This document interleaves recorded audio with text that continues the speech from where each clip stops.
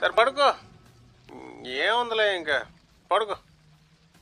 ఏదో ఉన్నట్టుగా flash బ్యాక్‌తో start అయ్యి, అసలు ఏమీ లేకుండా వెళ్తూ ఇంకేముందిలే పడుకో అనేలా ఎండ్ అవుతుంది.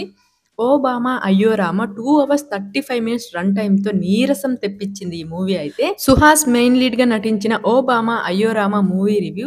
మోస్ట్‌లీ సినిమా అంతా ఫ్లాష్ బ్యాక్‌లోనూ ఇంకా రివీల్ చేస్తున్నట్లు చూపించే heroine love, father and mother emotions వీటిపైనే వెళ్తూ ఉంటది.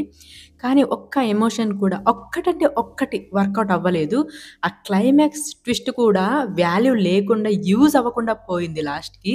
సింపుల్‌గా చెప్పాలంటే 'ఓ భామ అయ్యో రామ' మనం ఏం పాపం చేశాంరా రామ అనేలా ఉంది. కొన్ని రైటింగ్స్ ఎక్కడో కొంచెం పేపర్ మీద బానే అనిపించాయి కానీ ప్రెజెంటేషన్ అండ్ ఎగ్జిక్యూషన్ ఎక్కడ ఇంప్రెస్ చేయలేదు. అసలు ఎంగేజింగ్ గానే లేదు. క్లియర్ గా చెప్పాలంటే ఫస్ట్ హాఫ్ కొంచెం పర్లేదు కానీ సెకండ్ హాఫ్ చాలా దారుణంగా వర్కౌట్ అవ్వని ఎమోషన్స్ తో బోరింగ్ గా వెళ్తుంది. ఆ 1600 BC 2700 AD flash back story ఇవన్నీ అసలు ఏంటో. క్యారెక్టరైజేషన్ అన్ని క్లారిటీ లేని విధంగా ఉన్నాయి. ఇంకా ముందు ముందు క్లియర్ గా మాట్లాడుకుందాం. ఫ్యామిలీతో చూడొచ్చా అంటే ఒక లిప్ కిస్ తప్ప ఎస్ మిగతాదంతా ఫ్యామిలీతో చూడొచ్చు. ఇంతకీ బేసిక్ స్టోరీ లైన్ ఏంటంటే మూవీని డైరెక్ట్ చేస్తున్న హీరోని చూపిస్తూ ఒక అమ్మాయి వల్ల ఎఫెక్ట్ అయినట్టుగా ఫ్లాష్ బ్యాక్ ని స్టార్ట్ చేస్తారు. అసలు ఆ ఫ్లాష్ బ్యాక్ లో ఏం జరిగింది అనేది స్టోరీ అన్నమాట. Boring narration. సెకండ్ హాఫ్ అయితే మదర్ ఫ్లాష్ బ్యాక్ స్టోరీతో స్టార్ట్ అవుతుంది. ఏదైతే ఫస్ట్ హాఫ్ లో సగం సగం చూపిస్తారో అది చూస్తేనే అర్థమైపోతుంది అసలు ఏం జరిగింటుందా అని.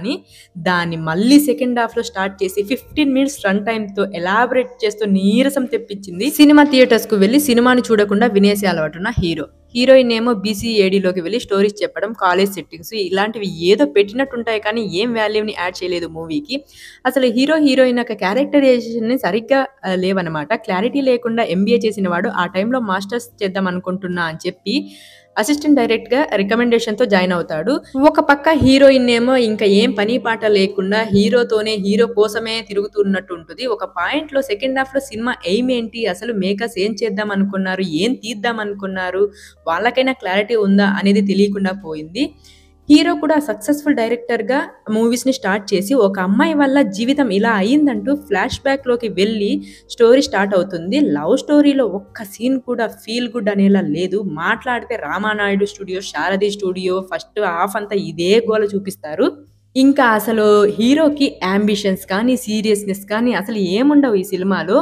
అంటే కొన్ని చోట్ల బ్యాక్గ్రౌండ్ మ్యూజిక్ కూడా సీరియల్ ఫీల్ ఇస్తుంది, కొన్ని చోట్ల అసలు లేనే లేదు. ఆ క్లైమాక్స్ ట్విస్ట్ కూడా ఇల్లాజికల్ గా ఉందన్నమాట. ఏంటి మరి ముందే ఎందుకు హీరోని కలవలేదు అనేలా. అండ్ ఒకసారి కనపడి థ్యాంక్స్ చెప్పడానికి ఈ హీరోయిన్ ఎందుకు పదే పదే ఆయన వెనకాల పడుతుందో నాకైతే అర్థం కాలేదు. షూటింగ్ చేస్తున్నప్పుడు ఆడియన్స్ బ్యాక్గ్రౌండ్ లో బోలెడు సార్లు కనిపిస్తున్నారు, దాన్ని చూసుకోవాలి కదా. ఫస్ట్ హాఫ్ లో స్పీడ్ గురించి చెప్పే ఒక సీన్ అయితే బాగుంటుంది. పర్ఫార్మెన్స్ వైజ్ మూవీ ఎఫెక్ట్ ఏమో తెలియదు కానీ నటన అయితే కనిపించలేదు. And Jo movie heroine Malvika presentation అయితే బాగుంది. అలీ గారు యాజ్ యూజువల్ గా బాగానే చేశారు. చాలా రోజుల తర్వాత మళ్ళీ ఇప్పుడే చూస్తున్నా. Happy to see you sir. And సినిమా ఆటోగ్రఫీ, ప్రొడక్షన్ వాల్యూస్ డీసెంట్ గా ఉన్నాయి. Most of the scenes Hyderabad, వరంగల్లోనే తీసినట్టున్నారు. ఫైనల్ గా ఈ మూవీ గురించి నా ఒపీనియన్ ఏంటంటే లవ్ స్టోరీలో లవ్ ఫీల్ లేదు. రొటీన్ గా ఉండే మదర్ సెంటిమెంట్ తో ఎమోషనల్ వర్కౌట్ అస్సలు అవ్వలేదు. అక్కర్లేకపోయినా వచ్చే సాంగ్స్ ఇక ఫీల్ క్రియేట్ అవ్వలేదంటే ఫోర్స్డ్ సాడ్ ఫీల్ ఇచ్చి మళ్ళీ పాజిటివ్ గా మార్చే ప్రయత్నం చేశారు.